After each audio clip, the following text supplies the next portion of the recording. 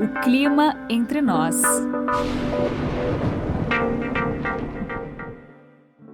Estamos iniciando a década da ciência oceânica, um movimento global de ampliação do conhecimento sobre o oceano proposto pela Organização das Nações Unidas. Mas esse período de 10 anos, que vai até 2030, também será de grande empenho para a restauração do ambiente marinho. A exploração excessiva do oceano, pesca predatória, acidificação, elevação do nível do mar, aumento da temperatura, a poluição da água são apenas alguns exemplos de uma extensa lista de problemas que o oceano enfrenta hoje, que são ameaça constante aos ecossistemas marinhos e também à vida humana. Afinal, é do oceano que sai a maior parte do oxigênio que respiramos, e é ele que absorve cerca de 1/3 do dióxido de carbono que os seres humanos lançam na atmosfera e que causam o aquecimento global. Os desafios da humanidade para tornar e manter o planeta mais sustentável são imensos, e um deles, justamente, está relacionado à saúde do oceano. O oceano nos dá energia, alimento, diversão, recursos econômicos para o desenvolvimento das nações, mas precisamos usá-lo tendo em mente a sustentabilidade oceânica. Conservar e promover o uso sustentável do oceano, dos mares e dos recursos marinhos para o desenvolvimento sustentável. É o que diz o ODS 14, um dos 17 Objetivos de Desenvolvimento Sustentável da Agenda 2030, aprovada pela ONU. Como reverter ou estancar a degradação do ambiente marinho? O que está sendo feito nesse sentido hoje? Como envolver e conscientizar a população costeira para a importância da preservação dos ecossistemas costeiros. Neste episódio do podcast O Clima Entre Nós, em parceria com a Fundação Grupo Boticário, vamos entender um pouco sobre a problemática da restauração e da exploração dos recursos marinhos. E nossa convidada é Janaína Bumber. Ela é bióloga marinha, doutora em Ecologia e Conservação da Natureza, especialista de conservação da biodiversidade da Fundação Grupo Boticário. Seja muito bem-vinda ao Clima Entre Nós, Janaína Bumber. Olá a todos e todas, é um prazer enorme estar aqui conversando com vocês e falando de um tema que é tão urgente quanto importante. Janaína, para a gente começar a nossa conversa, eu gostaria que você falasse desse novo conceito sobre o oceano, no sentido de ser uma unidade e não vários oceanos. Isso mesmo, nós aprendemos, na escola ou mesmo na universidade que temos diferentes oceanos, mas agora recentemente, ano passado, com a década do oceano, surgiu esse grande movimento, Drop the S, que é derrube o S, para justamente trazer a ideia de que o oceano é um só, porque não existe fronteira no mar. Não existe fronteira na água, não tem como eu colocar um limite. Então, tudo que eu fizer aqui no Brasil, de alguma forma, vai repercutir no oceano do outro lado do mundo. Então, as ações têm que ser interligadas. Não adianta apenas um país ou um município tomar alguma atitude. Todos têm que ter objetivos em comum para, juntos, obtermos um oceano saudável, sustentável, resiliente.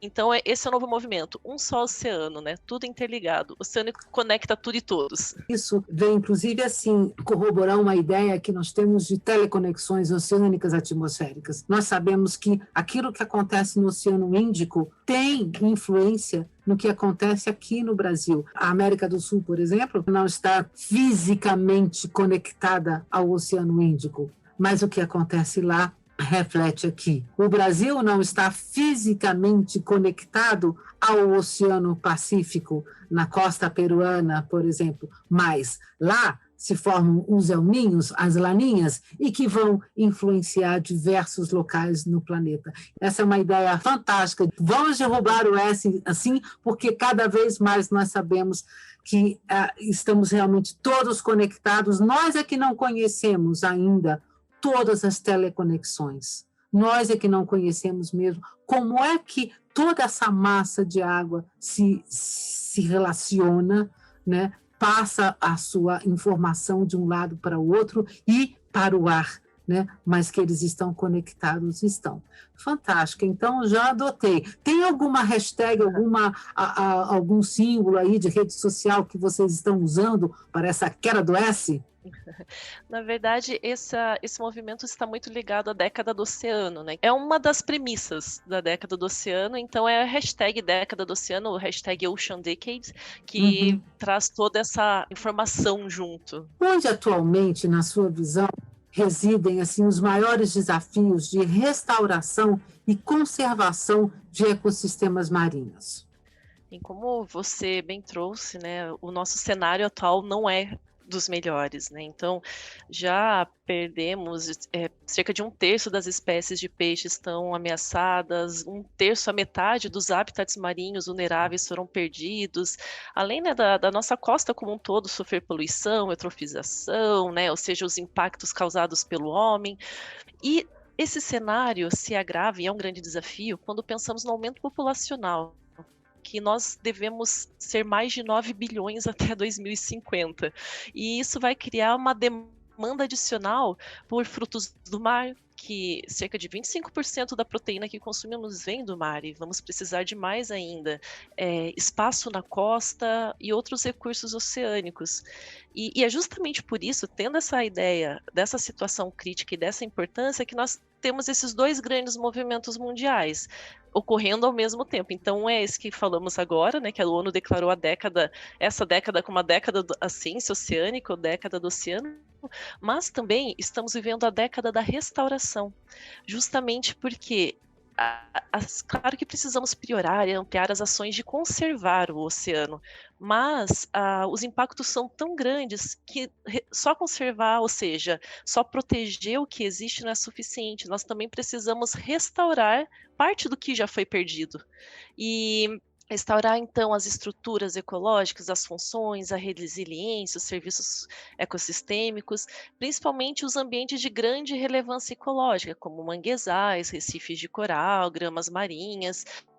E então, assim, nós precisamos unir essas duas grandes frentes, né? Não podemos trabalhar de forma isolada para conseguir vencer os grandes desafios. Mas até assim, apesar de trazer um cenário tão crítico, temos sim esperanças, porque esses movimentos mobilizam setores da sociedade no mundo inteiro de forma integrada, então traz uma luz a sistemas que não tinha até então. Então temos aí 10 anos para mudar essa maré de verdade. E as coisas no oceano são diferentes em terra também. Então nós vemos que há uma tendência que as perdas da biodiversidade no oceano são menos pronunciadas do que em terra.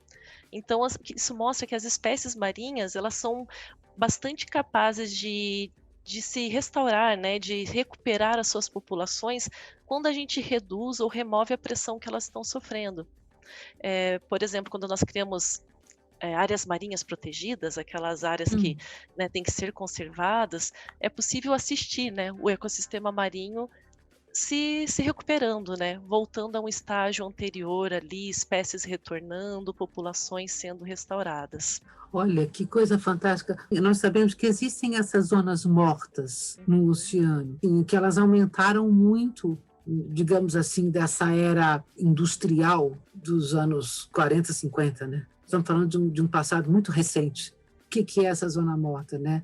Me corrija se eu estiver errada, mas são áreas onde você não tem a produção de oxigênio, é isso? Você não tem oxigenação e aí você não consegue ter prosperidade de vida marinha. Isso mesmo. Essas zonas mortas, elas são causadas principalmente pela poluição, né? Que tipo de poluição, Janaína? Então a gente não está falando de plástico, né? Que hoje em dia está tão falado, né? Mas isso daí normalmente é por esgoto, então que é rico em fósforo, nitrogênio, que são componentes que causam essa eutrofização quando chega todo esse material orgânico no mar. Então isso leva a um aumento de produção de algas, um boom algal, e elas acabam consumindo o oxigênio da água ali daquela região. Então ficam sendo essas zonas mortas, porque sem o oxigênio também, justamente por esse desequilíbrio ambiental causado pela descarga de esgoto, de poluentes na água. Janaína, nós estamos falando de esgoto gerado nas cidades que vão direto para o mar. Não sei se é um exemplo, mas o que acontece ali na cidade do Rio de Janeiro, que vira e mexe, ela tem os problemas ali com a captação de água, porque a água está completamente cheia de algas, ela não pode captar.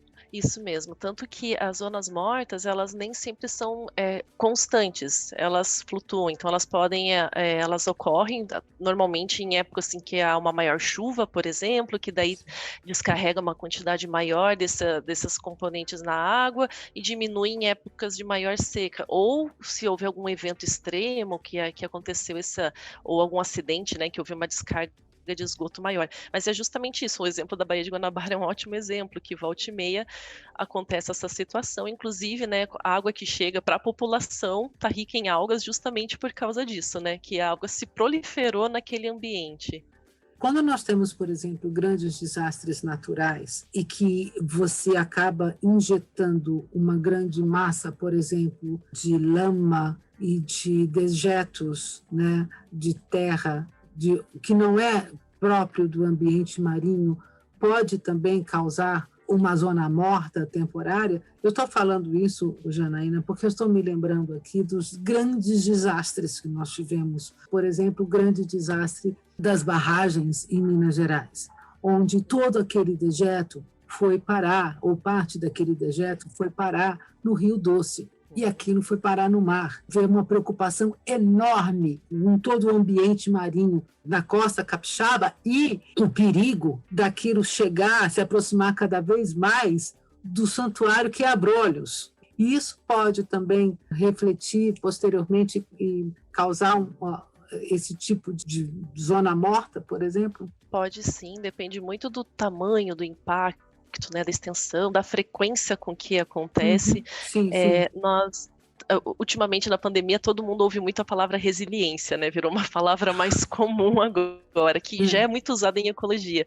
Mas o ambiente é resiliente, mas também depende da frequência que acontecem esses impactos. Quando é um impacto natural, acontece em determinada frequência, as espécies já estão habituadas ou já conseguem se recuperar daquela situação mais facilmente.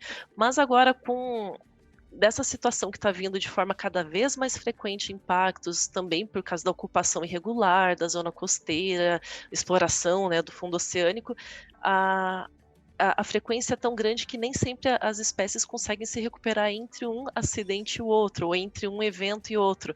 Então, isso é um grande ponto também a ser considerado, até para nós conseguirmos evitar com que novos acidentes aconteçam. Por exemplo, é um tema atual agora a exploração de bancos de petróleo no fundo oceânico, mas está sendo discutido sobre a exploração em uns bancos próximo a Abrolhos.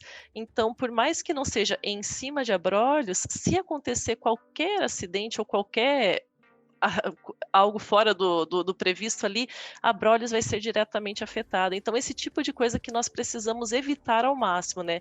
Dar uma chance para a natureza ali não sofrer já tem tantos impactos, mas sofrer uma menor quantidade de impactos e conseguir se recuperar.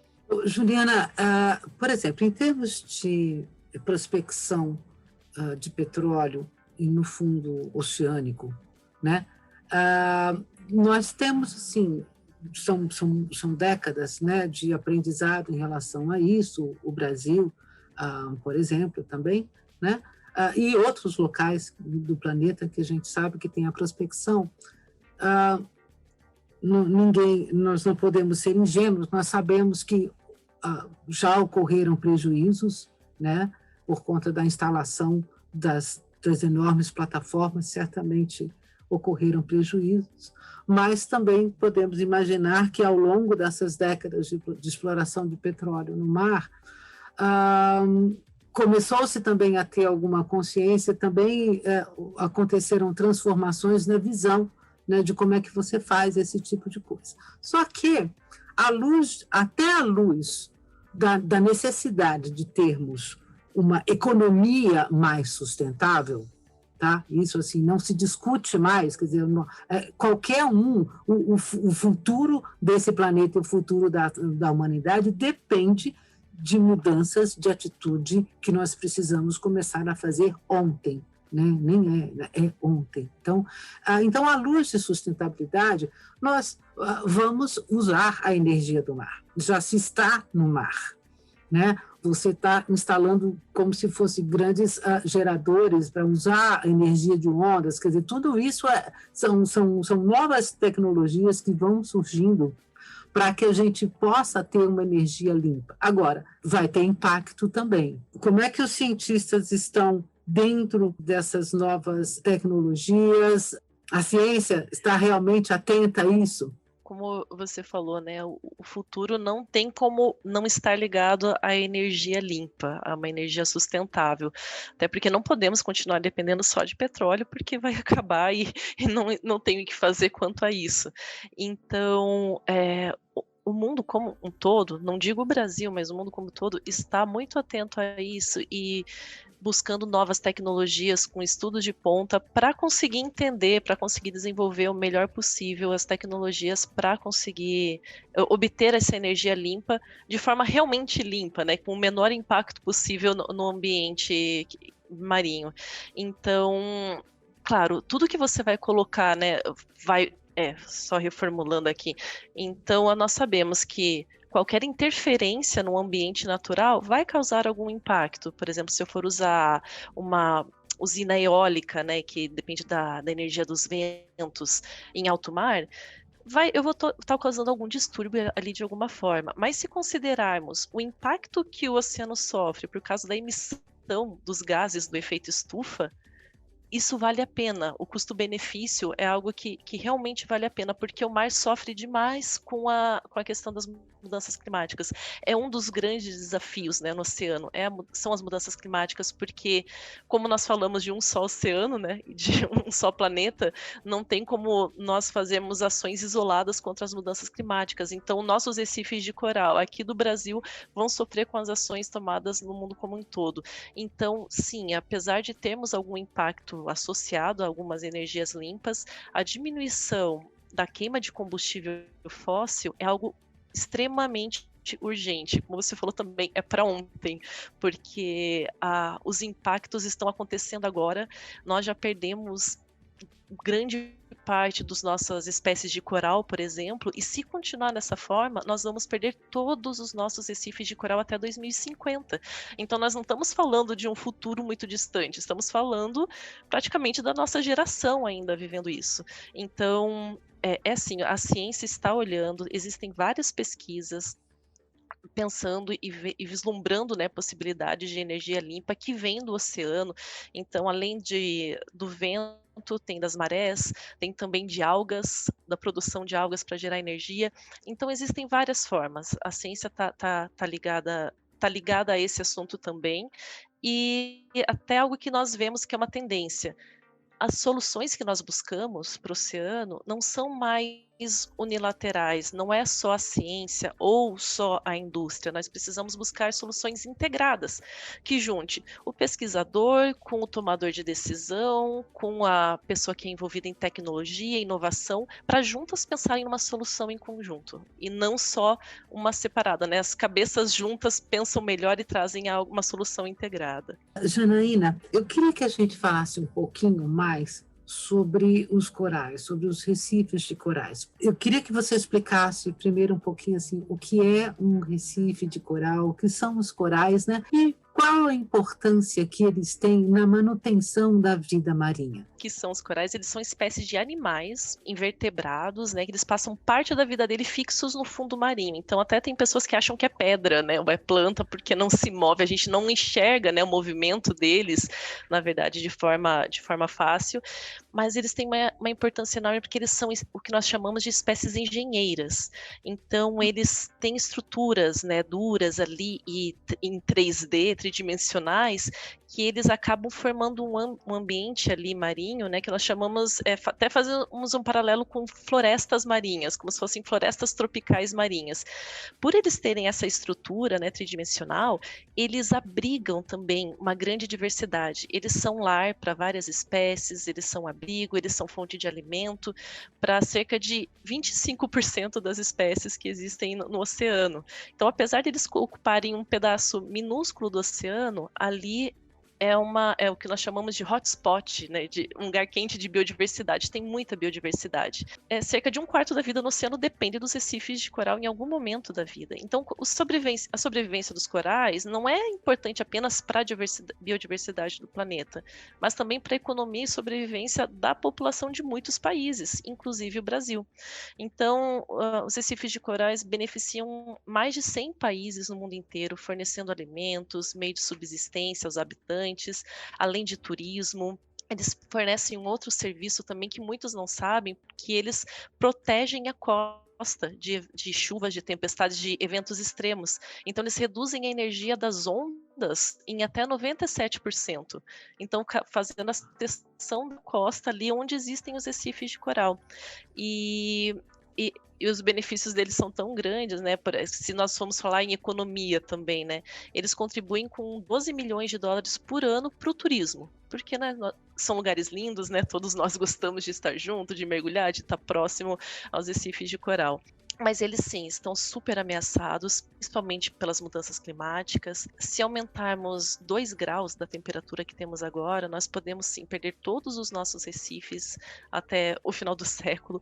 E se aumentarmos 1,5 graus, que é o Acordo de Paris, que é o acordo entre as nações para o clima na Terra, ainda assim perderemos 70%. Então, mesmo com um acordo que talvez a gente não consiga chegar ao valor, nós já perderemos 70%. Então, assim, é uma situação muito delicada. Nós também temos que trazer, né, os dados de esperança também, né? Estamos nessa situação, mas, como falamos, estamos discutindo isso cada vez mais e a ciência, a tecnologia estão buscando soluções. Então, claro, além de buscar meios de proteger os recifes de coral que já existem, né, garantir com que os que existem ali estejam o máximo protegido possível, também existem as ações de restauração dos recifes de coral. Aqui no Brasil, até nós temos agora uma ação que é inédita no Brasil, já existe em alguns anos em outros lugares do mundo, que é a restauração, o transplante de coral, de pequenos pedacinhos de coral para outros lugares, para que eles possam recuperar áreas onde eles já não existem mais. É um projeto que pega os pedacinhos, leva para o laboratório, então mantém eles ali crescendo num ambiente controlado, no que nós chamamos de berços de coral, e depois devolve para o ambiente. Então forma um verdadeiro jardim de coral. Como se você criasse em cativeiro. Uma coisa Isso assim. mesmo. Olha, que coisa mais interessante. Isso já está sendo feito na costa brasileira? Isso, temos agora um projeto em Porto de Galinhas, onde está sendo testado, porque temos projetos em outros, como a Austrália, já existe há muitos anos, só que nós temos outras espécies. Então, toda a metodologia utilizada para a espécie de lá não funciona para nós. Então, estamos desenvolvendo nossa própria metodologia para fazer essa restauração de corais. Infelizmente é necessário ter isso também, né? Como nós sabemos que as perdas continuam acontecendo, nós vamos precisar intervir para dar uma forcinha para a natureza, né? Se recuperar e conseguir até mesmo com que a espécie não entre em extinção. Essa espécie que é utilizada, ela é o coral cérebro, foi uma das espécies mais abundantes do Brasil até a década de 60. Então começou a diminuir, hoje ela está super ameaçada de extinção. Inclusive, ultimamente temos tido muitos casos de temperaturas, recordes de temperatura no mar, o que causa o branqueamento dos corais, né? Que é uma forma que os corais não resistem àquela temperatura alta e eles acabam morrendo. Então, 2020 também tivemos uma super onda de calor que causou branqueamento de cerca de 80% de alguns corais aqui do Nordeste brasileiro. Então, a perda está acontecendo num ritmo muito grande. Então, por isso que além de conservar, precisamos buscar, né, nossa criatividade e conhecimento para também restaurar, dar uma forcinha para a natureza.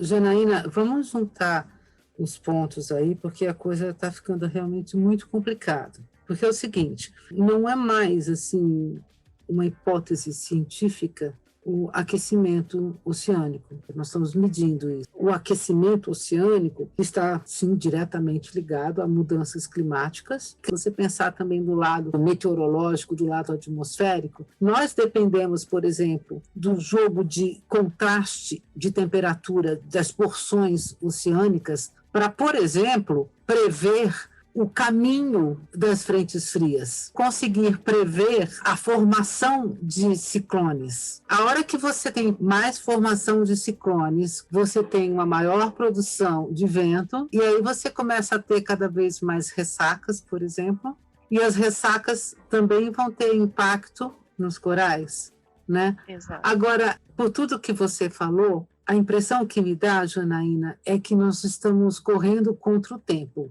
Estamos realmente muito atrasados, porque o aquecimento existe, a elevação do nível do mar também tem um impacto grande nos corais. Também porque grande parte dos corais são de ambiente raso, temos os corais profundos também, mas o ambiente marinho, ele é muito mais estável do que fora da água, né? No mar, 0,5 grau de temperatura de variação já é muita coisa. Então, as espécies que estão lá, elas evoluíram num ambiente ali estável e elas estão adaptadas àquela estabilidade. Então, se eu mudo a temperatura em 0,5 grau ou se eu mudo a altura da maré, né, ou quanto ela está coberta pela água ou não, ou quantas horas do dia ela vai estar descoberta pela água ou coberta, isso também muda toda a dinâmica ali daquele lugar e pode ser que a espécie não sobreviva àquelas condições. Então, é tudo muito, como eu disse, é complicado, é tudo muito delicado, a gente não consegue mexer em um determinado parâmetro sem afetar diversos outros. Isso que você falou, Janaína, é muito importante de ser falado sempre. As variações de temperatura na atmosfera, elas são realmente muito grandes e muito rápidas. Agora, como você falou, é 0,5 grau. 0,5 grau para o nosso corpo não é nada. Se eu falar para você que a temperatura está 17 ou 18, não vai fazer diferença no seu corpo. Agora, se eu disser que está 17 e está 20, opa, você já vai começar a sentir diferença, mas são 3 graus. Né? E aí você está me falando que com 0,5 grau você já tem transformações muito grandes. É muito impressionante tudo isso e talvez as pessoas realmente não tenham uma noção do perigo que é dessa cadeia toda que vai se formando com a perda de um ser marinho tão delicado. Eu acho que essa consciência dessa ligação da vida do planeta depender do oceano, agora que a gente vai começar a mostrar para as pessoas que é uma parte substancial que depende do oceano e que a gente não estava se dando conta. Para a gente encerrar, eu queria comentar o seguinte: nós precisamos dos recursos do oceano, como precisamos dos recursos do solo.